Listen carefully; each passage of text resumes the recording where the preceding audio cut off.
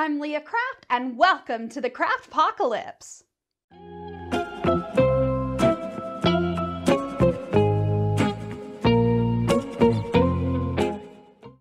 Welcome to week 2 of my year-long journey to become a better crafter.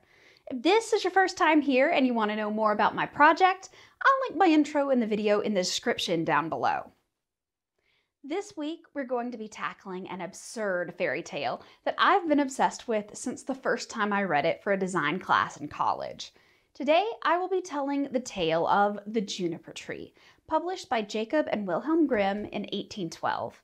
This story is often better known as "My mother, she killed me, my father, he ate me." So you can definitely tell this is one of the more hardcore fairy tales that I plan on featuring this year. It consistently shows up on every single top 10 most messed up fairy tale lists. So I'm pretty excited to share this weird, gratuitously violent, yet completely charming story with you. After the story, we'll meet back here and discuss the project and unpack the weirdness just a little. So without further ado, let's get to the crafting. This is the Juniper Tree. Long, long ago, there was a very rich man who had a beautiful wife, and she was good and kind, and they loved each other very, very much. However, they had no children, even though they desired them very much. They prayed to conceive day and night, but month after month, year after year, they remained barren. There was a courtyard in front of the couple's house, and there grew a beautiful juniper tree at the center of it. One day, in the winter, the woman was standing beneath the tree peeling an apple. Her hand slipped with the knife, and she nicked her finger, and drops of blood fell onto the snow. The woman was quite taken with the contrast of the blood on the snow, and sighed longingly. "I wish I had a child, as red as blood, and as white as snow." Which sounds like a weird-looking kid to me, but different strokes, I suppose. As soon as her wish left her mouth, the woman was content and knew in her heart that she would indeed bear the child she wished for. Her first month passed, and all of the snow melted from the landscape. In her second month, spring came to the land, and everything was green. In her third month, the flowers of the field bloomed and blossomed. In her fourth month, the trees in the forest grew thicker, and the birds sang their songs in the branches. In her fifth month, the woman stood beneath the juniper tree, and it smelled so sweet that her spirits were lifted and her heart was filled with joy. In her sixth month, the fruit of the juniper tree grew large and ripened. And in her seventh month, she picked the juniper berries and ate them until she grew sick. In her eighth month, she called her husband to her bed and cried, "If I die, bury me beneath the juniper tree." Then, in her ninth month, she welcomed a child, who was as white as snow and as red as blood. She was so overcome with happiness when she saw her long-expected child that she died of happiness, which is a weird way to go if you ask me.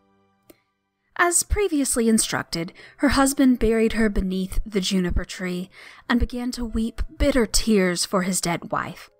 As the months passed, and time began to heal the man's grief, he took another wife.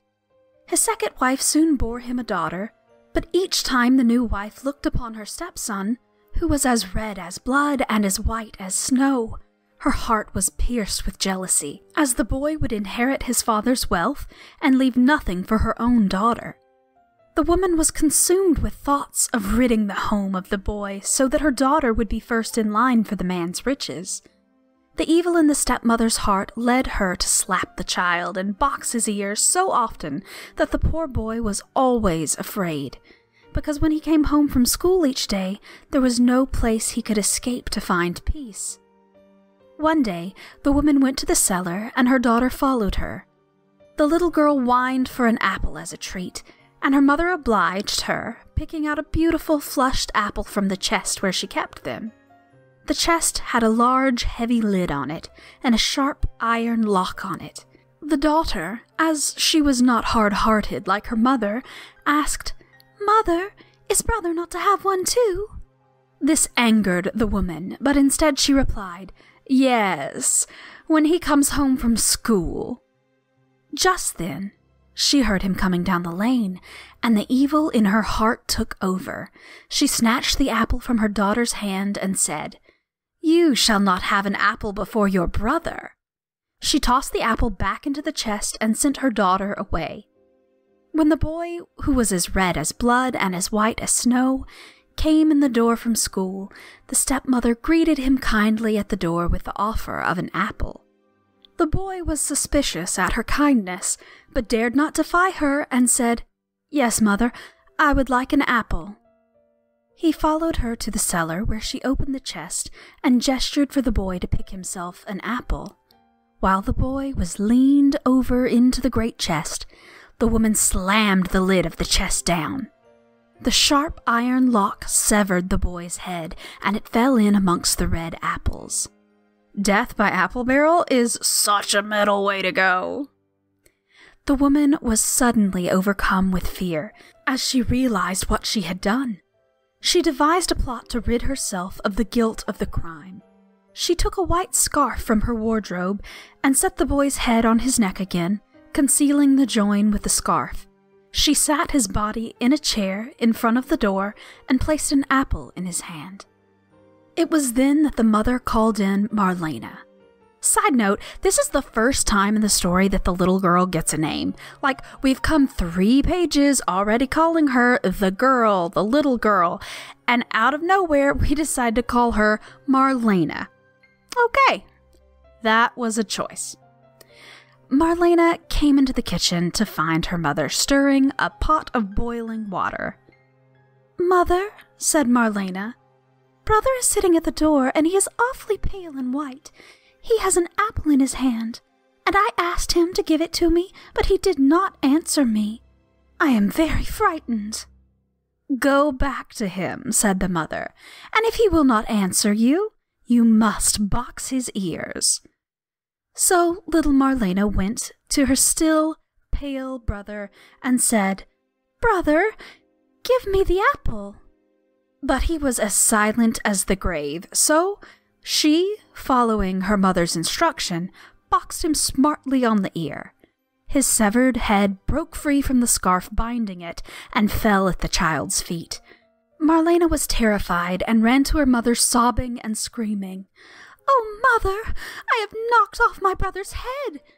So deep was the girl's sorrow and terror that she cried and could not be comforted.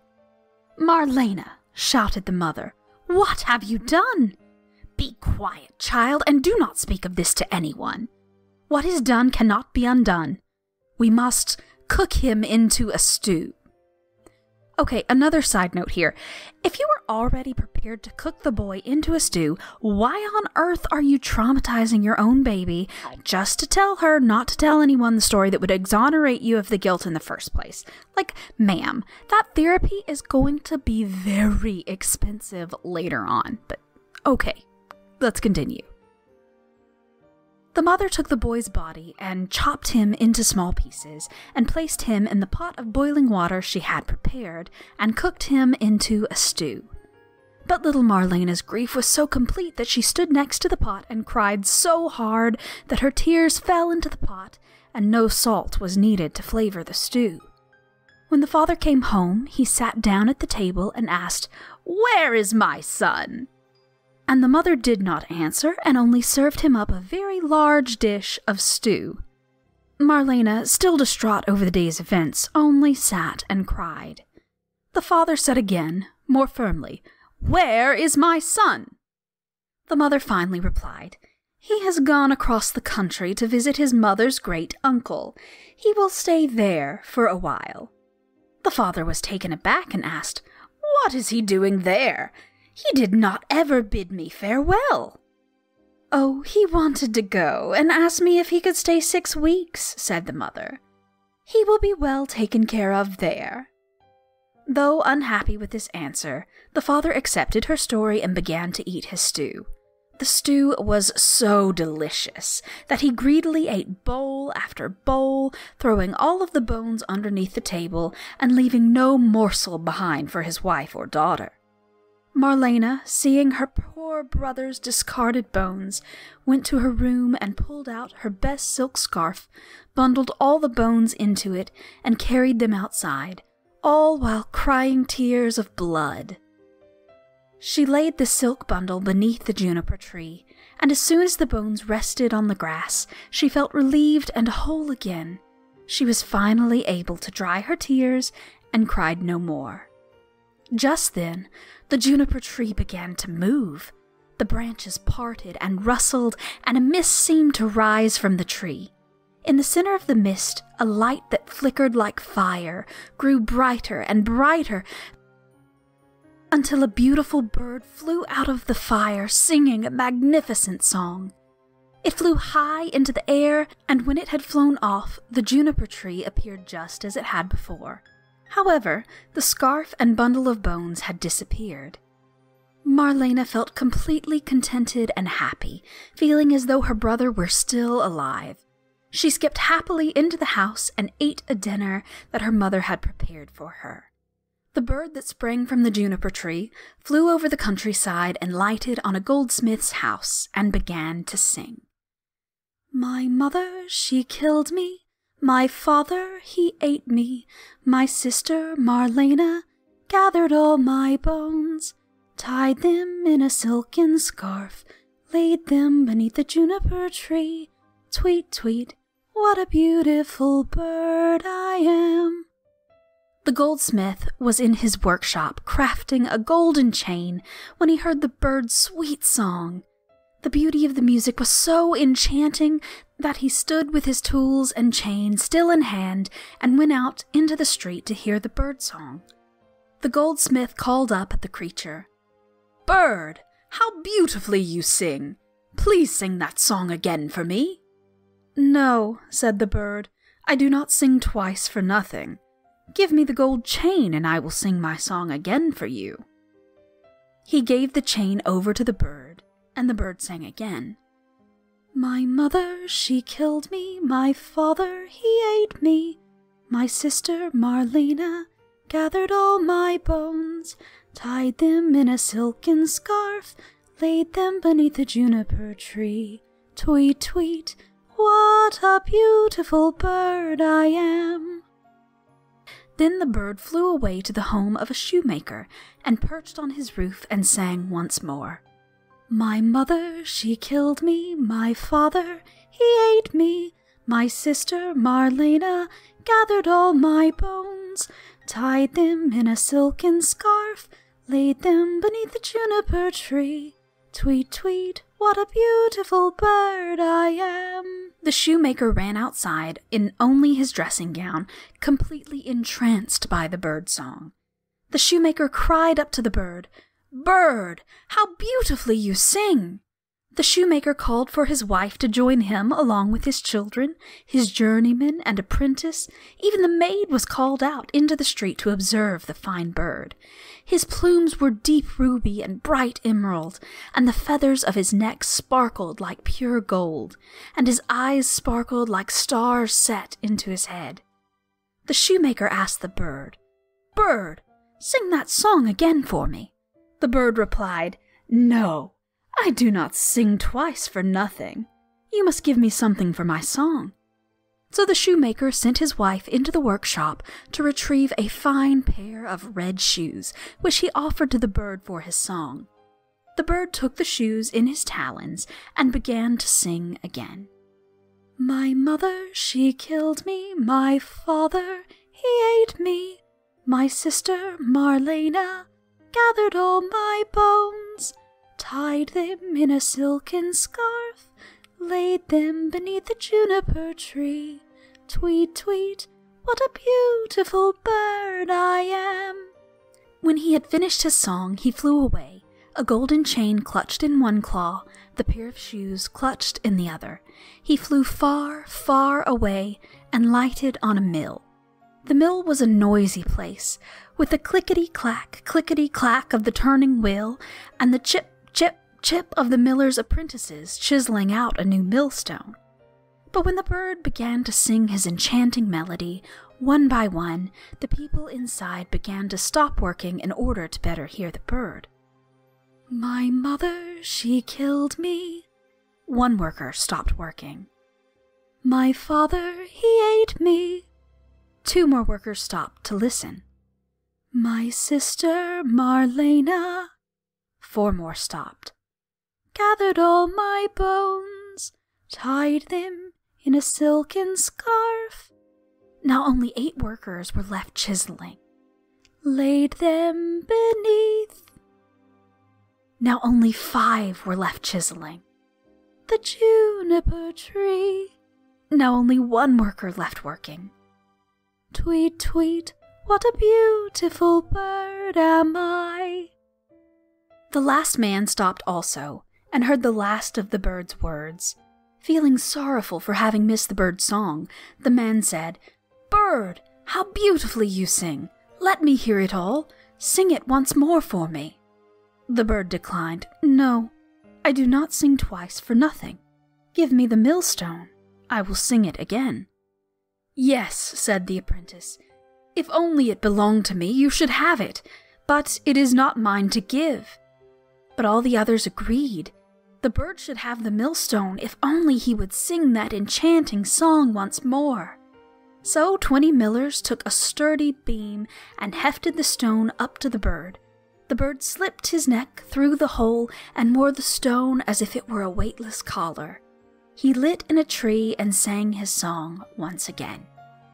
My mother, she killed me. My father, he ate me.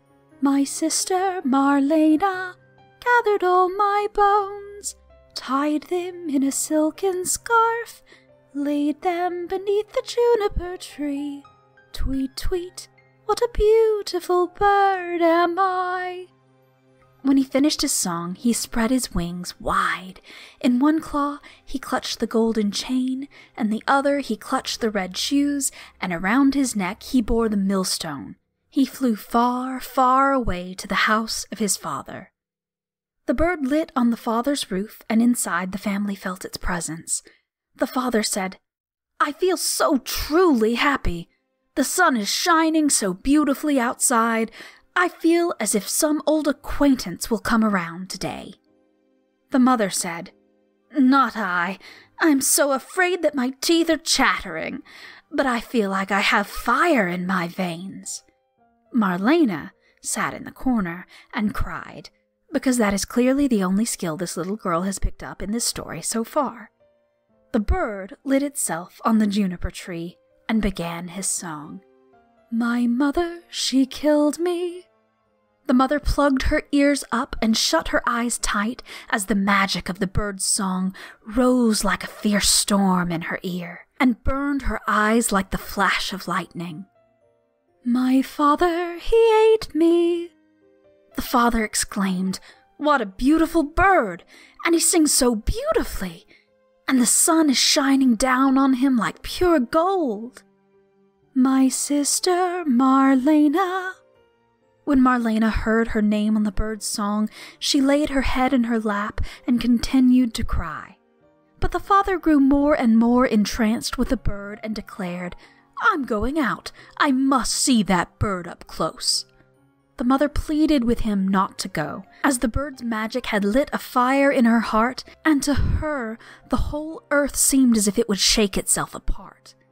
But the man would not be swayed, and he went out to hear the bird. Gathered all my bones, tied them in a silken scarf, laid them beneath the juniper tree. Tweet, tweet, what a beautiful bird am I. At the bird's last note, he dropped the golden chain around the father's neck, which fitted perfectly as if it had been made for him. The man tried to coax the wife out to see the beautiful bird, but the woman was terrified. She clung to the floor of the room in agony. The bird started his song once more. My mother, she killed me. My father, he ate me. My sister, Marlena, gathered all my bones. At this, Marlena ventured out to see the bird for herself. Tied them in a silken scarf, laid them beneath the juniper tree. Tweet, tweet, what a beautiful bird am I." The bird tossed the fine pair of red shoes down to his sister, who pulled them on and danced and leapt for joy into the house. The little girl tried to coax her mother outside to see the splendid bird for herself. The woman, caught in a complete fit of terror, sought out for the bird to end her fear and bless her as he had blessed the father and Marlena. But as soon as she had passed through the doorframe, crash! The bird dropped the millstone on the evil woman's head, and it crushed her to death. The father and Marlena then saw smoke, flames, and fire rising from the juniper tree, where the bird had lighted. And when the fire dimmed, the brother stood in the bird's place. He took Marlena and his father by the hand, and all three were very happy and went into the house and sat down to a lovely meal. The end. I guess. No one else worried about the crushed stepmom here. Just me? Y'all just not gonna talk about what happened? Okay then. The end. So, the moral of the story is, if you're an author struggling to name a character, just don't worry about it. You can stick it in the middle of your story and no one's gonna notice. Also, y'all, I'm so sorry for picking a story where I had to sing so much. I can carry a tune, but I definitely can't carry it far, so you have my apologies for that. But as far as the project goes, I'm actually really feeling it this week. It's not perfect, it's certainly not square, but I'm really happy with the wood and stone textures I was able to manage, so I'm very happy with the progress I'm making. For our question this week, I want to know what food you could stick in a spooky trunk that would tempt you into leaning in to grab it. My answer is stroopwafels. They're this Dutch waffle cookie thing that's filled with caramel, and you heat them up over a cup of coffee. They're absolutely magical, and I would definitely face a murder trunk for a box of them. So if you enjoyed the video and would like to see my growth over the next year, please subscribe to my channel and like this video and leave a comment and share this video with your friends. Also, follow me on Twitter at Craftpocalypse and on Instagram, also at Craftpocalypse. Don't forget, I share a graphic each month announcing the stories that I'm going to be crafting every week. So if you want to craft along with me, please use the hashtags #Craftpocalypse and #Craftalong so I can see your amazing fairy tale inspired creations. If people do end up participating, I'm going to feature community projects in future episodes. Bye, y'all!